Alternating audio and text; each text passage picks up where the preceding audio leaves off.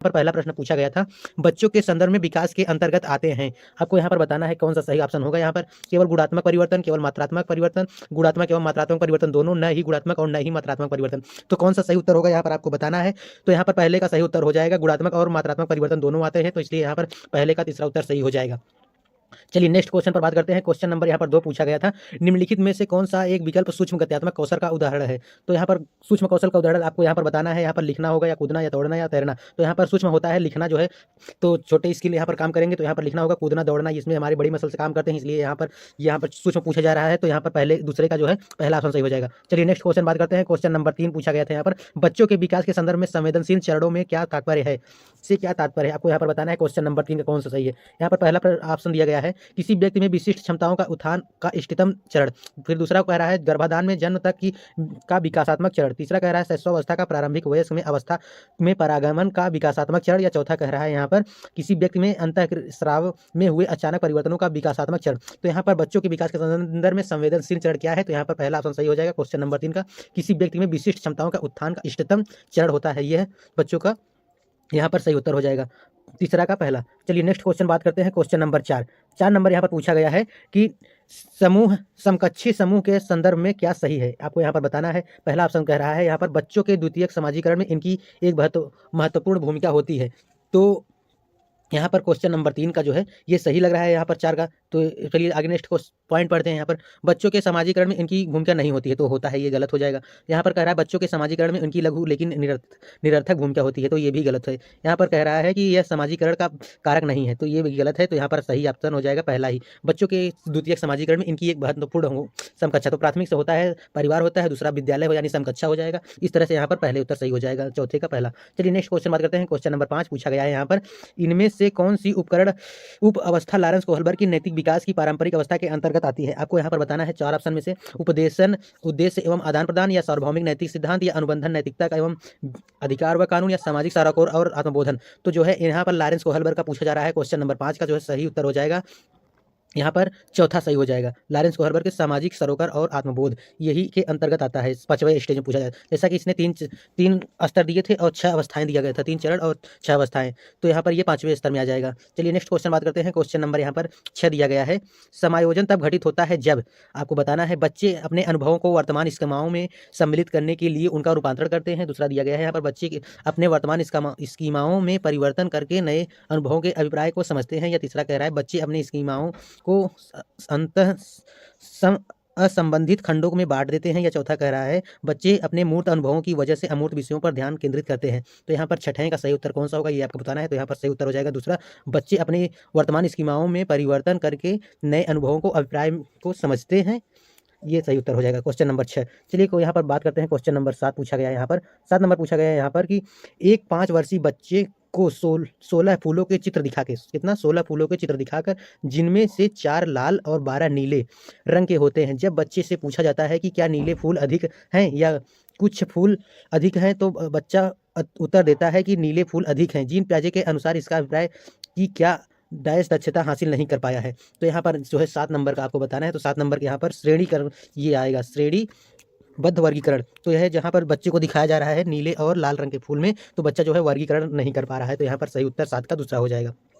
Next question बात करते हैं। क्वेश्चन नंबर 8 यहाँ दिया गया है, एक अध्यापिका शिक्षण अधिगम प्रक्रिया में विद्यार्थियों को सहपाठियों से अंतर्गत कराकर अंतःक्रिया कराकर एवं सहारा देकर अध्यापन करती है। यह शिक्षण अधिगम की प्रक्रिया किस पर आधारित है, आपको बताना है। सहपाठी का तो कौन से किसके अंतर्गत आएगा, लॉरेंस कोहलबर्ग के नैतिक विकास के सिद्धांत पर, या जीन पियाजे के संज्ञानात्मक विकास के सिद्धांत पर, या लेव वाइगोत्स्की के सामाजिक सांस्कृतिक सिद्धांत पर, या हार्वर्ड गार्डनर के बहुआयामी सिद्धांत पर। तो जो है यहाँ पर सहपाठियों को बीच में मदद देकर कहा जा रहा है। तो यहाँ पर किस मनोवैज्ञानिक ने बात किया है, तो यहाँ पर लेव वाइगोत्स्की जी ने कहा है सामाजिक अंतःक्रिया से सीखते हैं। तो यहाँ पर क्वेश्चन नंबर 8 का तीसरा सही हो जाएगा। चलिए नेक्स्ट क्वेश्चन बात करते हैं। क्वेश्चन नंबर 9 यहाँ पर पूछा गया था, प्रगतिशील शिक्षा में पाठचर्या के उद्देश्य डैश को महत्व देते हैं। आपको यहाँ पर बताना है, रटंत स्मृति, या सत्ता के प्रति अनुकूलता, या समालोचनात्मक चिंतन, या अप्रत्यावरण एवं सतत अभ्यास ड्रिल। तो यहाँ पर क्वेश्चन नंबर 9 का सही उत्तर हो जाएगा ऑप्शन संख्या तीसरा, समालोचनात्मक चिंतन। प्रगतिशील शिक्षा में पाठचर्या के उद्देश्य समालोचनात्मक चिंतन को महत्व देते हैं। यहाँ पर रटंत जो है ये निगेटिव वर्ड है, यहाँ पर सत्ता ये भी नहीं होगा, प्रत्यस्मरण मतलब याद, ये सब गलत हो जाएगा। यहाँ पर तो तीसरा सही उत्तर हो जाएगा। क्वेश्चन नंबर 10 देखते हैं। यहाँ पर 10 नंबर यहाँ पर पूछा गया था, हार्वर्ड गार्डनर के बहुबुद्धि सिद्धांत के अनुसार इनमें से कौन सी बुद्धि जटिल आंतरिक भावनाओं को पहचानने और उनका प्रयोग करके अपने आचरण को दिशा देने की योग्यता से संबंधित है। आपको बताना है यहाँ पर कि अंतर्वैयक्तिक बुद्धि या अंतर्वैयक्तिक बुद्धि या भाषाई बुद्धि या प्राकृतिक बुद्धि। तो क्वेश्चन नंबर यहाँ पर 10, ये जो प्राकृतिक बुद्धि की बात कहीं नहीं जा रहा है, पेड़ पौधे से भाषात्मक बुद्धि कहीं नहीं जा रहा है। तो जब यहाँ पर अंतर्वैयक्तिक मतलब स्वयं होता है, लेकिन यहाँ पर अंतर्वैयक्तिक मतलब दूसरा, तो यहाँ पर क्वेश्चन नंबर 10 का दूसरा सही हो जाएगा इस तरह से। चलिए नेक्स्ट क्वेश्चन बात करते हैं। क्वेश्चन नंबर 11 यहाँ पर दिया गया है कि कथन दिया गया है और तर्क आपको बताना है कौन सा यहाँ पर स्टेटमेंट सही कहा जा रहा है। तो यहाँ पर कक्षा में मुद्रण समृद्ध वातावरण का सृजन बहुत महत्वपूर्ण है, तो ये सही है। तर्क क्या कह रहा है, उपकारी वातावरण भाषा विकास में अर्थपूर्ण भूमिका निभाता है, तो ये भी सही कह रहा है। यहाँ पर सही विकल्प चुनने के लिए कह रहा है, एक और आर दोनों सही है और आर ए की सही व्याख्या करता है, तो ये सही है। ये क्या कह रहा है, यहाँ पर ए और आर दोनों सही है लेकिन आर ए की व्याख्या नहीं करता है, तो ये आर ए की व्याख्या करता है, तो इसलिए ये भी गलत हो जाएगा। ए सही है लेकिन आर गलत है, तो ये भी नहीं होगा। ए और आर दोनों गलत है, तो ये गलत हो जाएगा। तो यहाँ पर क्वेश्चन नंबर 11 का पहला ही सही हो जाएगा। ए और आर दोनों सही है और आर ए की सही व्याख्या भी करता है, तो यहाँ पर क्वेश्चन नंबर 11 का जो है पहला उत्तर सही हो जाएगा। चलिए नेक्स्ट क्वेश्चन बात करते हैं। क्वेश्चन नंबर 12 दिया गया यहाँ पर, डैश शब्द का प्रयोग जैविक अंतरों के लिए होता है, जबकि डैश शब्द का प्रयोग उन विशेषताओं और स्वभावों के लिए होता है जिसे एक विशिष्ट सांस्कृतिक पुरुषों और महिलाओं के लिए उपयुक्त मानती है। आपको यहाँ पर बताना है कौन सा सही होगा। तो क्वेश्चन नंबर 11 का कह रहा है यहाँ पर जेंडर लिंग या जेंडर लैंगिक लिंग जेंडर या जेंडर लैंगिकता या जेंडर लिंग या लैंगिकता जेंडर। तो यहाँ पर पहला उत्तर सही हो जाएगा। जैसे कि आप जानते हैं लिंग शब्द का प्रयोग जैविक अंतरों के लिए होता है, जबकि जेंडर शब्द का प्रयोग विशेषताओं और स्वभावों के लिए होता है, इसलिए यहाँ पर पहला उत्तर 12 का ए सही हो जाएगा। चलिए नेक्स्ट क्वेश्चन बात करते हैं। क्वेश्चन नंबर 13 यहाँ पर दिया गया है, बहुभाषाई कक्षा के लिए निम्नलिखित में कौन सा कथन सर्वाधिक उपयुक्त है। आपको बताना है यहाँ पर, स्कूल को केवल उन्हीं छात्रों को भर्ती करनी चाहिए जो स्कूल द्वारा निर्धारित अनुदेशन की भाषाओं में संवाद करते हैं, तो ये यहाँ पर गलत हो जाएगा। केवल शब्द लगा है, निगेटिव है, इसलिए ये नहीं होगा, इसको काट देते हैं। आगे चलते हैं। यहाँ पर शिक्षक को सभी भाषाओं को समान करना चाहिए और छात्रों से उस भाषा में संवाद करने के लिए प्रोत्साहित करना चाहिए जिसका प्रयोग करने के लिए उन्हें आसानी से है, तो ये सही लग रहा है। चलिए आगे देख लेते हैं। यहाँ पर जिस शिक्षक को उन छात्राओं को दंडित करना चाहिए, बच्चों को दंडित नहीं करेंगे तो ये कट जाएगा पहले ही। यहाँ पर स्कूल द्वारा निर्धारित अनुदेशन भाषाओं को सभी मूल्यांकन होना चाहिए, तो ये भी गलत होता है। यहाँ पर करेक्ट आंसर हो जाएगा ऑप्शन संख्या दूसरा जो है यहाँ पर क्वेश्चन नंबर 13 का। चलिए नेक्स्ट बात करते हैं। क्वेश्चन नंबर 14 यहाँ पर दिया गया है, निम्न में से कौन सा कथन मूल्यांकन हेतु मानकीकृत परीक्षणों के संदर्भ में सही है। आपको बताना है यहाँ पर, यह छात्रों में अब सारी चिंतन को प्रोत्साहित करते हैं, वे मूल्यांकन के सख्त ढांचों या संरचनाओं पर आधारित है, या वे अधिगमकर्ताओं की आवश्यकताओं और विविधताओं पर आधारित विभिन्न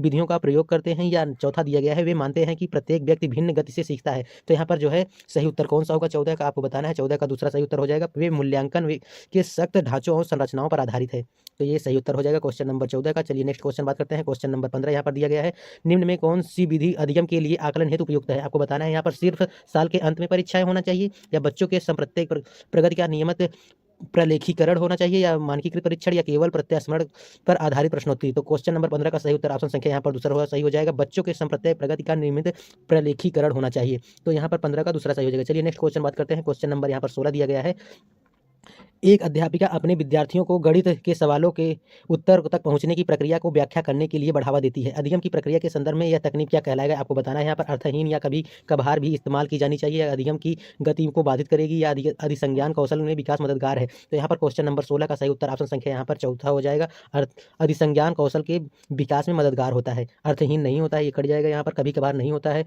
ये भी नहीं होता, तो यहाँ पर चौथा उत्तर सही हो जाएगा। चलिए क्वेश्चन नंबर 17 बात करते हैं। 17 नंबर यहाँ पर पूछा गया है, समावेशी शिक्षा किन विद्यार्थियों के लिए अधिगम उपयुक्त स्तर मान रखती है। तो 4 ऑप्शन दिया गया है, फर्स्ट सेकंड थर्ड फोर्थ में, आपको बताना है कौन कौन सा करेक्ट है, यहाँ पर आपको बताना है। तो क्वेश्चन नंबर 17 का पहला कह रहा है यहाँ पर सृजनात्मक, ये सही है। सोलिन, ये भी सही है। अधिगम विकार, ये भी सही है। मानसिक रूप से चुनौतीपूर्ण, ये भी सही है। तो अधिगम समावेशी के लिए सभी को शामिल करना हो जाता है, इंक्लूसिव एजुकेशन, तो यहाँ पर सही फर्स्ट सेकंड थर्ड चारों सही होता है यहाँ पर, इसलिए 17 का फोर्थ ऑप्शन सही हो जाएगा। चलिए नेक्स्ट क्वेश्चन बात करते हैं। क्वेश्चन नंबर 18 यहाँ पर दिया गया है कि एक ऐसी दशा जिनमें कोई बच्चा पढ़ते समय कुछ अक्षरों और शब्दों को हटा देता है, या प्रतिस्थापित करता है, या फिर उल्टा कर देता है, डैश कहलाती है। आपको बताना है यहाँ पर, वाचन वैफल्य यानी पठन डिसलेक्सिया, या फिर स्वलीनता, या अधिगम असहायता, या फिर अवधान न्यूनता क्रियाशीलता विकार। तो यहाँ पर बताना है आपको कौन सा सही उत्तर हो जाएगा। 18 का सही उत्तर हो जाएगा। ये डिसलेक्सिया से संबंधित है, यानी पठन वैफल्य इसको कहते हैं, वाचन। तो यहाँ पर सही उत्तर पहला हो जाएगा। चलिए नेक्स्ट क्वेश्चन बात करते हैं। क्वेश्चन नंबर 19 देखते हैं। यहाँ पर दिया गया है, बिंदु अपने आप से परियोजनाओं पर कार्य करने के लिए बहुत उत्साहित रहती है। वह मौलिक एवं अपसारी समाधानों की खोज कर लाती है। ये गुण किस ओर संकेत कर रहे हैं आपको बताना है। यहाँ पर स्वकेंद्रिता या सृजनात्मकता या बाह्य प्रेरणा या संज्ञानात्मक विलंबता। तो क्वेश्चन नंबर 19 का यहाँ सही उत्तर हो जाएगा सृजनात्मक। सृजनात्मक मतलब होता है क्रिएटिविटी, मतलब सृजन करना या खोज करना, यही अपना कहलाएगा। तो इसलिए यहाँ पर क्वेश्चन नंबर 19 का दूसरा सही हो जाएगा। चलिए नेक्स्ट क्वेश्चन बात करते हैं। सृजनात्मक के लक्षण यहाँ पर जान लीजिए, पूछा जा सकता है, ये जानते रहेंगे तो यहाँ पर अच्छी बात होगा। तो असंभव चीज़ों के बीच में संबंध समझाना या जिज्ञासु बहुमुखी और स्वभाव में महत्वाकांक्षी या जल्दी सोचने वाले और समस्याओं को सृजन कर लाता है, या एक नवीन तरीकों को हल करने की अधिक विधियां, या कल्पनाशील और विचारों को वास्तविकता में परिवर्तित करने की क्षमता, या नवीन विचारों को क्रियान्वित करने के लिए विफलता को जोखिम उठाने का प्रयास करते हैं। अगला पॉइंट यहाँ दिया गया है, विभिन्न परिस्थितियों में अपसारी और अलग सोच को उपयोग करते हैं, इसे ही क्रिएटिविटी यानी सृजनात्मकता कहते हैं। तो ये रहा सृजनात्मक के लक्षण। चलिए नेक्स्ट क्वेश्चन पर बात करते हैं। क्वेश्चन नंबर यहाँ पर 20 दिया गया है कि आंशिक दृष्टि वाले विद्यार्थियों के लिए निम्न में कौन सी अधिगम सामग्री उपयुक्त है।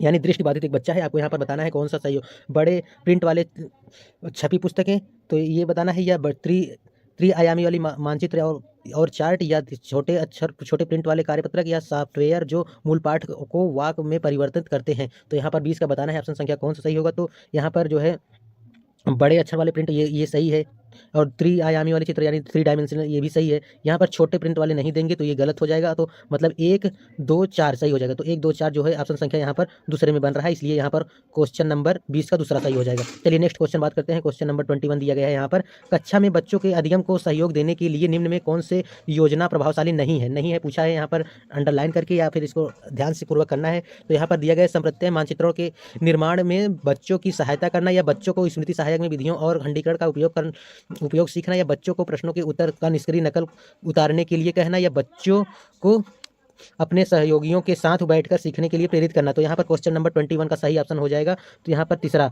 जो है, बच्चों को उत्तर निष्क्रिय नकल करने के लिए हम बच्चों को नहीं करेंगे, तो यही नहीं होगा और नहीं पूछा है, तो इसलिए करेक्ट आंसर क्वेश्चन नंबर 21 का तीसरा सही हो जाएगा। चलिए नेक्स्ट क्वेश्चन बात करते हैं। क्वेश्चन नंबर 22, निम्न में से कौन सा प्रश्न प्रक्रियात्मक ज्ञान से संबंधित है। आपको यहाँ पर बताना है, अमेरिका की राजधानी क्या है, या मानचित्र पर ग्लोब में क्या अंतर है, या 3 अंकों वाली संख्याओं को जोड़ने का तरीका क्या है, या प्रकाश संश्लेषण की परिभाषा क्या है। तो यहाँ पर जो है प्रक्रियात्मक ज्ञान में से संबंधित है, आपको बताना है क्वेश्चन नंबर 22 का सही उत्तर कौन सा होगा। तो यहाँ पर 3 अंकों वाली संख्याओं को जोड़ने का तरीका बताएंगे। जब तरीका हम बताएंगे तो वह सीखने का यहाँ पर सबसे बेस्ट ऑप्शन होगा। तरीका जानेगा तो बच्चा अपने से खुद करने का प्रयास करेगा, तो इसलिए यहाँ पर क्वेश्चन नंबर 22 का तीसरा सही हो जाएगा। चलिए नेक्स्ट क्वेश्चन बात करते हैं। क्वेश्चन नंबर 23 दिया गया है यहाँ पर, राष्ट्रीय शिक्षा नीति 2020 प्रस्तावित करती है कि शिक्षा डैश होनी चाहिए। आपको यहाँ पर बताना है, वेधन और अभ्यास पर आधारित, या अन्वेषण प्रेरित, खोज उन्मुखी, या पाठ्यपुस्तक और शिक्षा केंद्र, या परीक्षा के लिए सीखने की उन्मुख। तो यहाँ पर राष्ट्रीय शिक्षा नीति क्या कहती है, यहाँ पर आपको बताना है। क्वेश्चन नंबर 23 का जो हो जाएगा करेक्ट आंसर अन्वेषण यानी खोज, और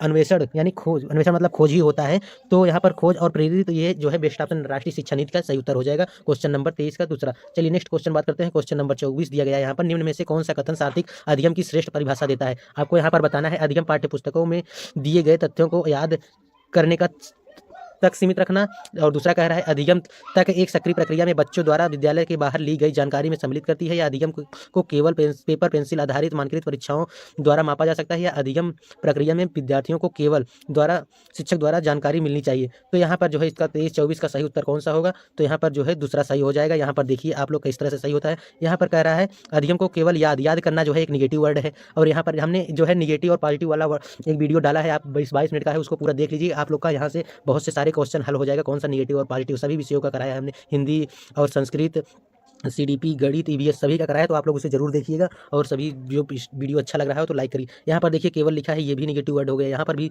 केवल लिखा है, तो यहाँ पर दूसरा ऑप्शन सही हो जाएगा। तो क्वेश्चन नंबर 24 का दूसरा सही हो जाएगा। चलिए क्वेश्चन नंबर बात करते हैं 25 नंबर यहाँ दिए गए हैं, एक समस्या समाधान के संदर्भ में किसी समस्या को एक ही तरीके से प्रस्तुत करने या अटक जाना क्या कहलाता है। आपको बताना है यहाँ पर प्रक्रियात्मक स्थिरता, या अनुक्रिया समुच्चय, या अनुकरण रूप चिंतन, या साधन लक्ष्य विश्लेषण। तो कौन सा सही होगा। क्वेश्चन नंबर 25 का सही उत्तर ऑप्शन संख्या यहाँ पर दूसरा सही हो जाएगा, अनुक्रिया समुच्चय कहलाएगा। तो यहाँ पर 25 का दूसरा सही हो जाएगा। चलिए नेक्स्ट क्वेश्चन बात करते हैं। क्वेश्चन नंबर 26 दिया गया है यहाँ पर, एक कक्षा में विद्यार्थी छोटे छोटे समूहों में एक नियत कार्य कार्य पर लगे हुए और प्रत्येक समूह का एक सहायक है। किस उपागम का कक्षा में उपयोग कर हो रहा है आपको बताना है। यहाँ पर व्यवहारवादी या संरचनावादी या मनोविश्लेषणवादी या व्याख्यात्मक। तो यहाँ पर क्वेश्चन नंबर 26 का सही उत्तर ऑप्शन संख्या दूसरा हो जाएगा, ये संरचनावादी हो रहा है।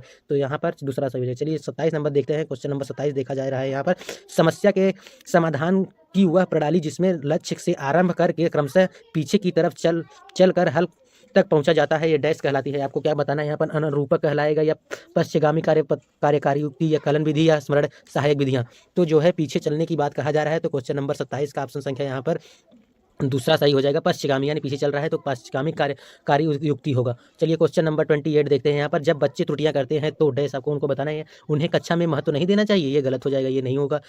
उन्हें कार्य को बार बार दोहराने के लिए कहना चाहिए जब तक कि वे त्रुटियां करना छोड़ न दे, तो ये भी बार बार दोहराने के लिए भी ये भी नहीं कहेंगे। उन्हें कक्षा के एक अलग खंड में बैठाना चाहिए, तो वैसा नहीं करेंगे तो जो है उन्हें एक साथ ही पढ़ाना चाहिए, तो ये भी नहीं होगा। तो यहाँ पर अगला पॉइंट देखते हैं, शिक्षक को बच्चे को सोचने समझने की प्रक्रिया को समझने के लिए उनके साथ चर्चा करना चाहिए। तो यहाँ पर बच्चे के साथ चर्चा करेंगे, क्यों गलत हो रहा है उसको बताएंगे, समझ के बताएंगे, तो ये बच्चा यहाँ पर करेक्ट आंसर होगा क्वेश्चन नंबर 28 का चौथा।